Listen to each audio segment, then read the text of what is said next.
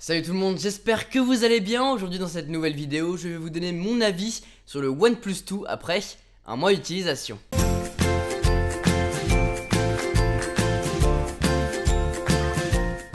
Il y a un mois donc, je vais vous présenter ce nouveau smartphone de OnePlus. Et en un mois, j'ai pu prendre assez de recul par rapport à ce smartphone déjà et par rapport à mon test complet, qui est d'ailleurs dans la description si vous ne l'avez pas vu. Et donc j'ai pu prendre assez de recul et aujourd'hui je vais vous donner mon avis par rapport à ce smartphone. Déjà la première chose qu'on peut noter sur ce smartphone, ou plutôt comment l'avoir, c'est le système d'invitation. Vous savez que ce smartphone, vous l'avez uniquement sous invitation, et donc du coup vous pouvez pas le trouver dans un grand commerce, rue du commerce, à la Fnac ou quoi. Vous êtes obligé d'avoir une invitation et de l'acheter sur le site officiel de OnePlus.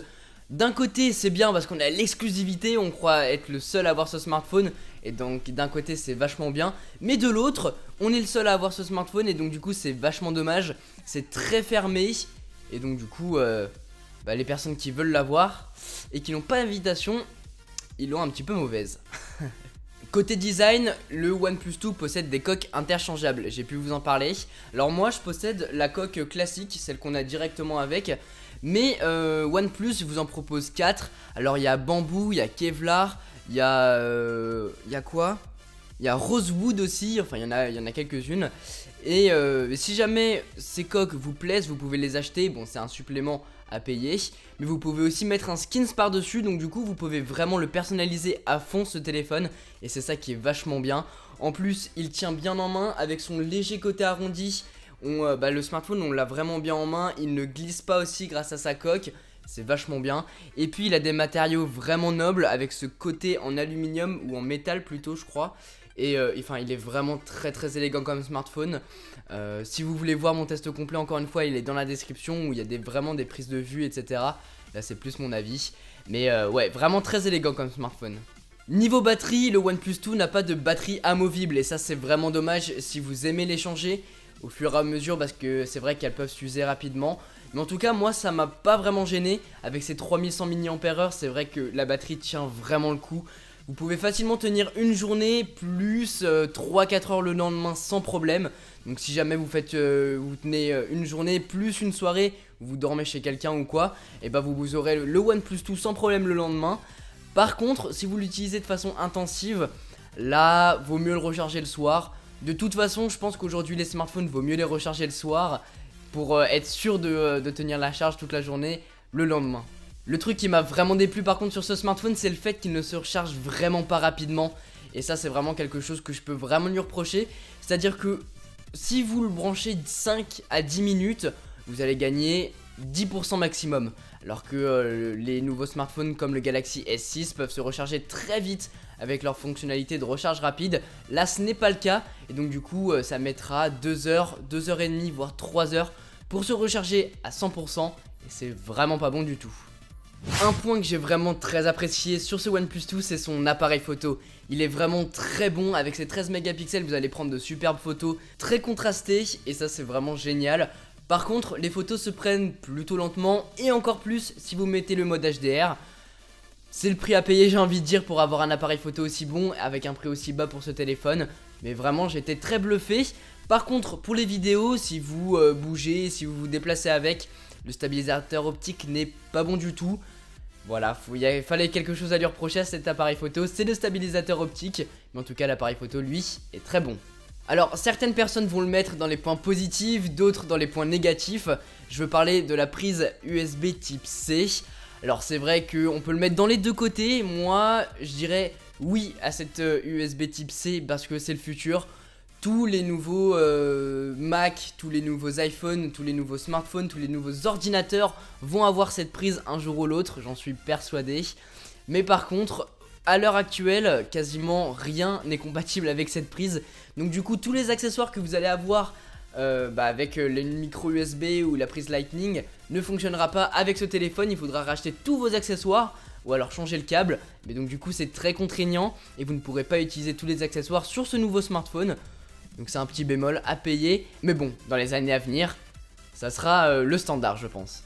Alors on reste en dessous de l'appareil, on va parler des haut-parleurs qui ne sont pas bons du tout sur ce téléphone. Plusieurs youtubeurs en ont parlé d'ailleurs, mais c'est vrai que j'ai pu le constater aussi. Lorsque vous écoutez de la musique, le son ne monte pas très haut, et encore heureux parce que sinon ça saturerait un maximum. Mais le son n'est pas bon du tout avec le haut-parleur, même quand on passe des appels, on entend mal la personne, et puis si vous mettez le haut-parleur c'est encore pire. Donc du coup je le mettrai dans les points positifs pour ma part. Un autre point qui m'a déplu sur ce OnePlus 2, c'est son bouton qui n'est pas physique. Alors certains diront, bon c'est accessoire etc, mais vraiment là c'est quelque chose qui m'a vraiment déplu. C'est à dire que lorsque je faisais des tâches rapides sur le OnePlus 2, j'allais dans une application, je la fermais, je la rouvrais, je la fermais etc. Et ben il y a des moments le bouton home ne fonctionnait plus, il buguait et ça mettait quelques secondes avant de revenir sur l'écran d'accueil. Et ça c'est quelque chose qui ne se produit pas sur les boutons physiques. Et quelque chose qui m'a vraiment déplu. Mais par contre ce bouton home possède un capteur d'empreinte digitale. Et oui, OnePlus l'a mis en place et il est vraiment super rapide. C'est à dire que vous mettez votre doigt et il se déverrouille. Forcément là quand je le montre ça fonctionne pas, mais je mets mon doigt, il se déverrouille. Et voilà, un autre point que je voulais souligner aussi avec ce capteur d'empreinte digitale, c'est qu'il y a des moments il va être super vite, bien plus vite que le Touch ID de chez Apple. Mais par contre il y a des moments il va pas du tout fonctionner, c'est à dire que vous mettez votre doigt et puis vous attendez 1, 2, 3 secondes, ça ne se déverrouille pas. Du coup faut enlever le doigt, le remettre, le replacer différemment pour que ça se déverrouille. Mais donc du coup d'un côté c'est bien, d'un côté c'est pas bien. C'est un truc à voir, mais en tout cas il y a un capteur d'empreinte digitale, il a le mérite d'exister, j'ai envie de dire. À côté du bouton home, on a deux boutons capacitives. Alors vous pouvez les régler soit à l'extérieur de l'écran, soit à l'intérieur. J'ai préféré les mettre à l'extérieur pour garder une plus grande marge d'écran. Mais bon, ce qui m'a vraiment plu avec ces boutons, c'est que vous pouvez les personnaliser. Donc un appui c'est quelque chose, un double appui c'est quelque chose d'autre. Et par exemple lorsque j'appuie une fois, donc c'est les boutons normaux, c'est-à-dire retour arrière ou ouverture du multitâche. Mais lorsque j'appuie deux fois, je retourne dans l'application d'avant et ça c'est un raccourci qui est vraiment génial et que j'utilise en permanence.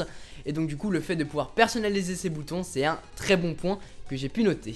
Un autre point qui est vraiment génial sur ce téléphone et sur tous les smartphones Android qui sont sortis récemment, j'ai pu remarquer, c'est les gestes sur l'écran verrouillé, les off-screen gestures. J'ai pu vous en parler sur mes 3 tests de smartphone que j'ai pu faire en ce moment. Mais c'est vrai que c'est la mode en ce moment de faire des gestes sur l'écran verrouillé et pour déverrouiller des applications. Donc là par exemple l'appareil photo que je viens de lancer. C'est super pratique, donc vous êtes là, vous avez besoin de votre lampe torche, clac clac, vous faites un V, vous l'activez, vous en avez plus besoin, vous refaites un V. Oh là là, il y a un beau paysage, hop, j'ouvre l'appareil photo et je le lance. C'est vraiment super rapide et ça quelque chose qui m'a vraiment plu sur ce smartphone. Avoir des raccourcis très rapides depuis l'écran verrouillé, génial. Et puis finalement, bien évidemment, on va parler du prix.